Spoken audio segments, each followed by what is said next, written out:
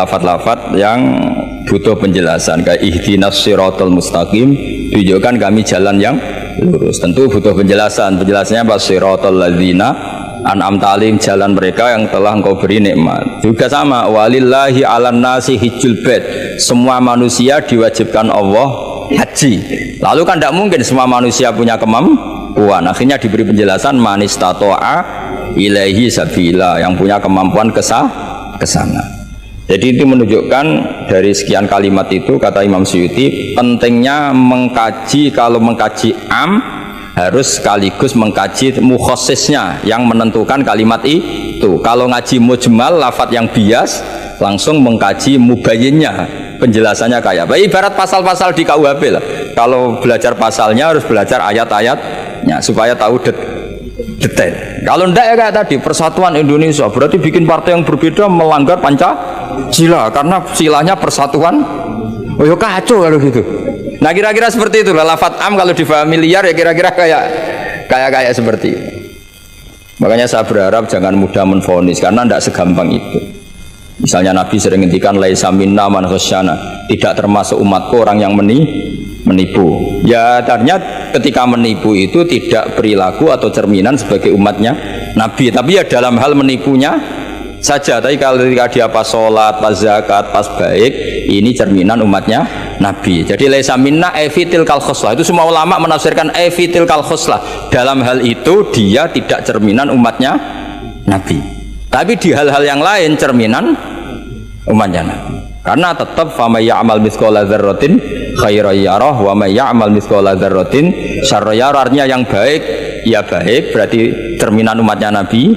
Misalnya kayak orang tukang nipu, tapi ternyata ya tukang sholat, tukang zakat, tukang puasa, ya sudah pas tukang baik cerminan umatnya Nabi, pas tukang buruk ya cerminan temannya setan lah kira-kira gitu. Tapi jangan langsung wah sudah ini setan tok, ya keliru kamu, dia kan punya sisi baik. Ya sudah seperti Quran saja, baik ya roh, syarron ya roh, artinya semuanya ada catatannya sendiri. Fa may ya'mal mithqala dzarratin khairan yarah wa may ya'mal mithqala dzarratin syarran yarah. Ini saya baca lagi ya. Qala Ibnul Hassar minan nasi man ja'alal mujmal wal muhtamil bi izai syai'in wahid. Qal was-shawab annal mujmal al-lafdhu al-mubham alladhi la yufhamu al-muradu minhu. Wal muhtamil al-lafdhu al-waqi' bil wad'il awal. Ya, kalau mujmal itu lafaz yang global. Kalau muhtamil itu lafaz yang kayak iya kayak tidak. Saya ulang, kayak iya kayak tidak.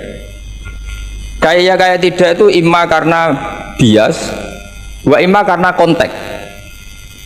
Saya beri contoh misalnya gini, saya punya pembantu ya, kalau dalam tradisi kiai itu punya anak dalam, terus bilang gini, "Jong tamunya kasih kopi." Ya pagi-pagi ada tamu, saya bilang, "Jong tamunya kasih kopi." Ternyata tamunya itu perempuan atau orang yang nggak ngopi, kemudian disuguhi teh. Pertanyaannya, anak dalam ini melanggar apa enggak? Tidak, karena kata kopi itu sebenarnya mewakili kata alat untuk menghormat tamu. Cuma saya sebagai kiai adalah elengnya itu kopi. Jika kopi itu bukan ibaratun anil kopi, anil kohwa, tapi ibaratun amma yukri bihid doifa. Itu memang harus ngaji, seperti itu kalau nggak ngaji nggak bisa. Saya melafatkan kopi itu adalah implementasi dari yang penting ada ismitigo nyugati, bukan dengan makna kopi hitam. Sehingga misalnya tamunya kok disuguhi sprit, kebetulan dia milih sprit atau milih teh, saya juga sudah seneng karena pembantu saya berarti sudah pinter, yaitu menghormat. Jelas ya? Ya sehingga kata itu sering tidak mengikat dalam agama ini. Sama seperti Rasulullah ketika bilang gini, "Ya Mu'ad inni uhibbuka." Mu'ad, kamu, saya senang kamu, kata Nabi. "Ya Mu'ad inni uhibbuka," saya senang kamu.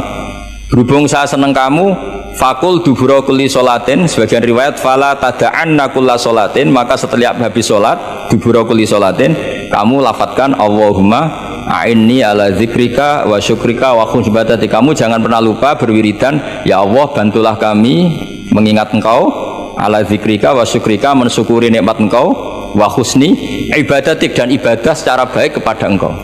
Pertanyaannya, ketika Nabi nyebut Mu'ad itu sebagai orang hanya Mu'ad, apa sebagai umat yang harus dilatih?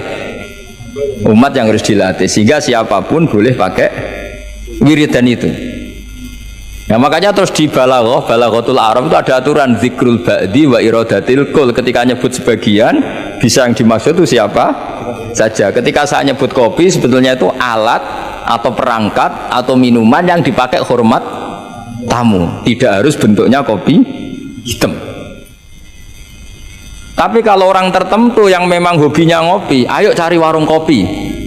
Memang dia anti minum teh, anti minum sprit, memang inginnya warung kopi, ya sudah, itu berarti makna kopi yang muayyan, yang memang maknanya kopi dengan makna yang khos. Jelas ya? Nah bayangkan Quran dan hadis itu potensi seperti itu ada. Makanya potensinya itu lafadz itu muhtamil, bisa iya, bisa tidak. Ngaji. Jadi sehingga ketika Allah ngendikan rijal sekalipun, lelaki, kadang maknanya memasukkan perempuan. Misalnya gini, kalau kamu ngaji ilmu nahwu, hudal lil muttaqin, alladzina itu jamak untuk lelaki atau perempuan? Alladzina, lelaki. Tapi Quran itu untuk lelaki, tok apa lelaki dan perempuan? Dua-duanya. Tapi Allah ngendikan alladzina yu'minuna, bukan allai yu'minna, bukan pakai redaksi perempuan. Karena yang dimaksud lelaki adalah umatnya Nabi. Ya sudah, kalau umatnya Nabi ya semuanya umatnya Nabi. Tapi ada beberapa lafaz yang memang maksudnya lelaki, yang satu maksudnya perempuan. Caranya tahu itu ya lagi-lagi ngaji. Ya sudah, nggak ada jawabannya, memang harus ngaji. Nah itulah di Quran tuh banyak, ada lafaz mujmal, ada lafaz muhtamil.